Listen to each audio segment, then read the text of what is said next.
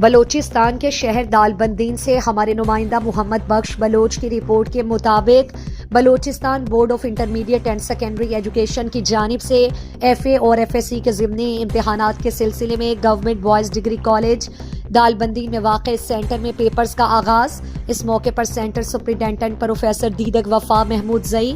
Deputy superintendent professor Muhammad Ashraf Muhammad Hasni نے امتحانی عمل کی نگرانی کی۔ جی ٹی اے وی چاہی کے سینئرز نائب صدر داد کریم بلوچ سمیت دیگر بھی موجود تھے۔ اس موقع پر پروفیسر دیدک وفا محمود زئی نے کہا کہ نقل کی روک تھام کے لیے ٹھوس اقدامات کیے گئے اور امتحان میں شریک تمام امیدواروں کو سختی سے تاکید کی گئی کہ وہ نقل سے دور رہیں۔ نقل ایک ناسور ہے جو کہ ہمارے معاشرے کو دیمک کی طرح چاٹ رہی ہے، اس لیے نوجوان اپنے بہتر مستقبل کے لیے نقل سے دور رہیں اور محنت اور لگن سے اپنے پیپرز کی تیاری کے مراحل مکمل کر لیں۔